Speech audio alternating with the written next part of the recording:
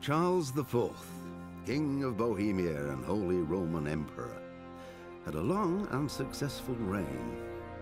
The empire he ruled from Prague expanded, and his subjects lived in peace and prosperity.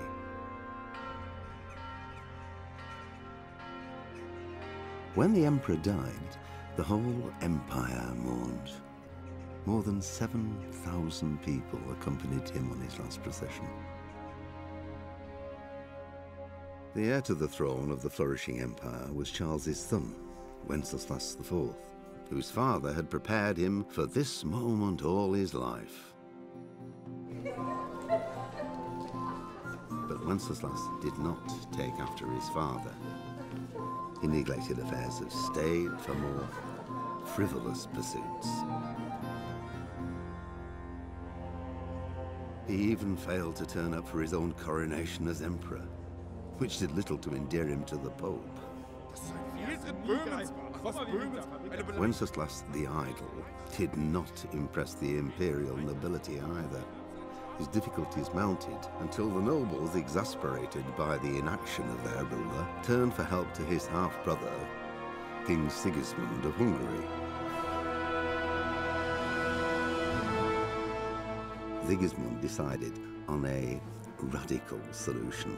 He kidnapped the king to force him to abdicate, then took advantage of the ensuing disorder to gain greater power for himself. He invaded Bohemia with a massive army and began pillaging the territories of the king's allies. It is here that my story begins.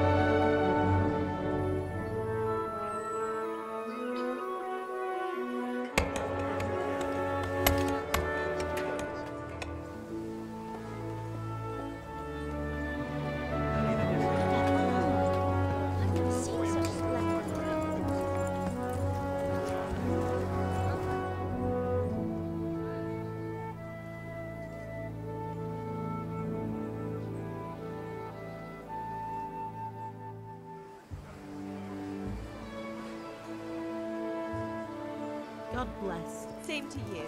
Today's a scorcher.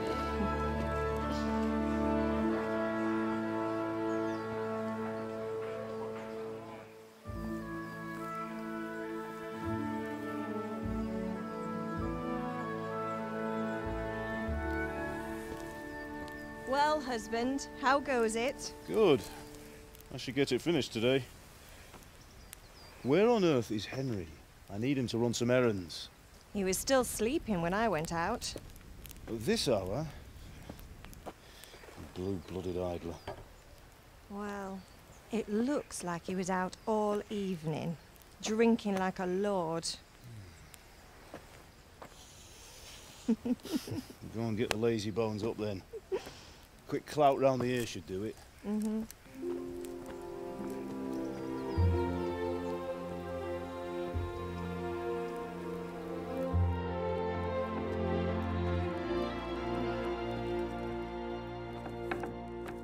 Henry! Get up now. There's work to be done. Mother. Get up or I'll come get you up, you slugabed. Hear that? You'd better not vex him. Now get up quick. Your breakfast is on the table.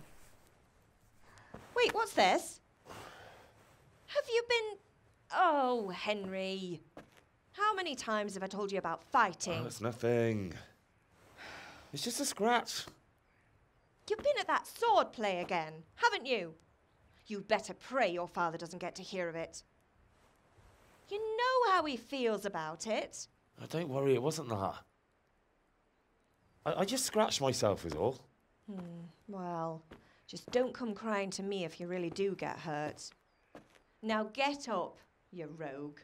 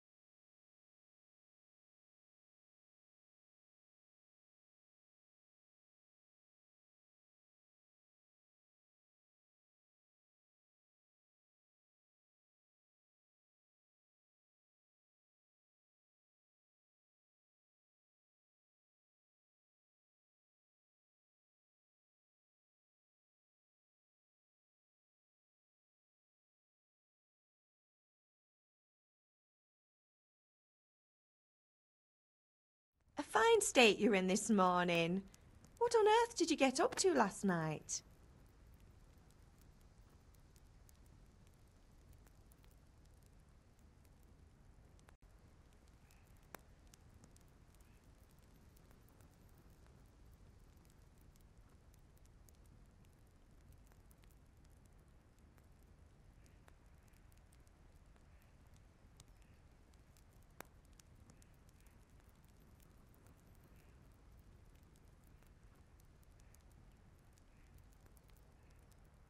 I was sweating in the forge all day yesterday, and then I was helping Fritz and Matthew with some errands.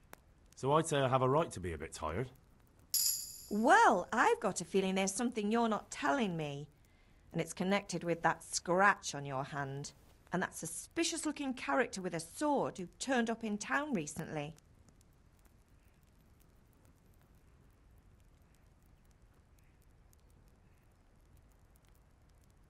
So I'm learning to sword fight, and what of it? What harm does it do? At least I'll be able to defend myself. God above, Hal. You know how your father will react when he finds out. How? What's he gonna do? I'm doing nothing wrong, I just wanted to try it. On your own head be it then. I can't stop you, and you can deal with your father on your own. Don't come looking to me for help.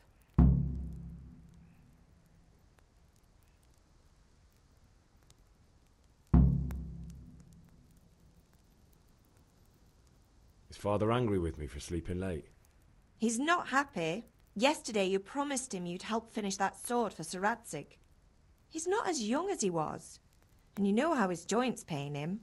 He's too proud to complain, but he needs your help, Henry. I know. Don't worry, Ma. Of course I'll help him. Good. He always says his knees ache when there's a storm coming. I hope they're wrong this time. It's looking like such a nice day. Can I get something to eat? I left some breakfast on the table. Help yourself.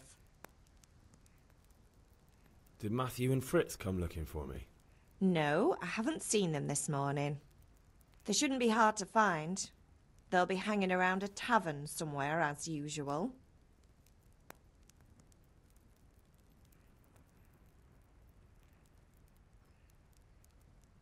That's unfair. Really? So where were you until the small hours last night?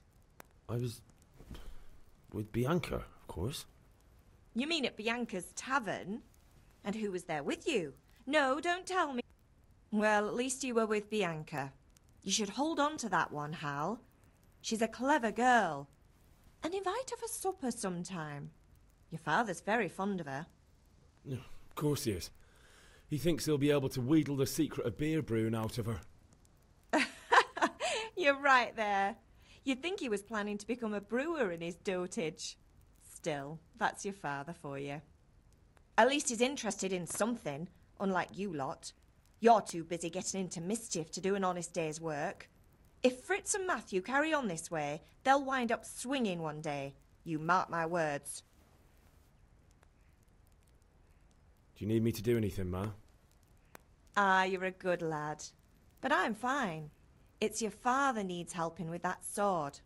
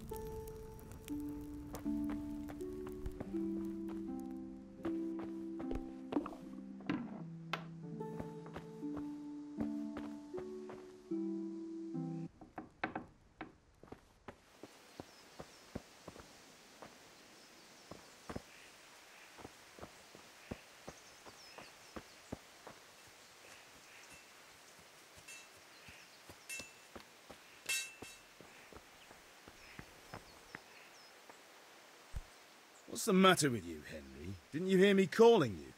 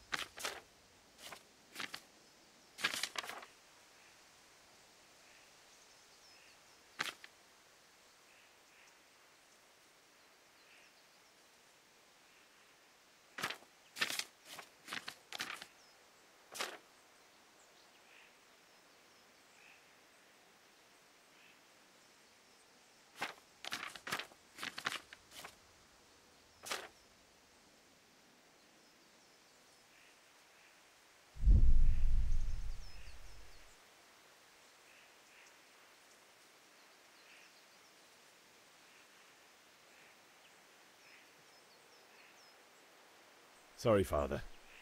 I was taking a stroll and lost track of time. Somehow I had a feeling I was seeing everything for the first time. Hal, my boy, when are you going to get some sense? Anyway, we've a lot of work to do today. I'm finishing the sword for Sir Radzig, and I need your help. With what? I'm running out of charcoal. Run to the market and buy a bag from the charcoal burner. I'll need some money then. Yeah, that's the other thing. Kunesh still owes me for an axe, a hammer, and the nails I sold him a month ago. Not to mention his debt from before. Go and tell him to pay up, at least for the axe and hammer, and then use the money to buy the charcoal. Kunesh? That drunkard? That'll be fun. Well, you're a big lad now. I'm sure you can manage. If not, tell him that next time I'll come myself and personally use that hammer to bang those nails into his arse.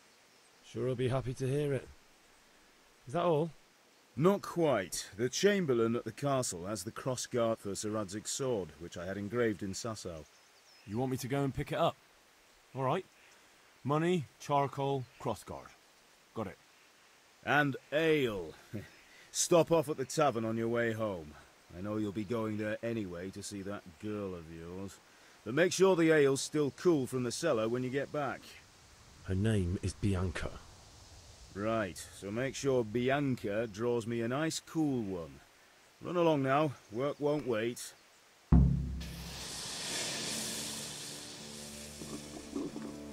could do with a bite to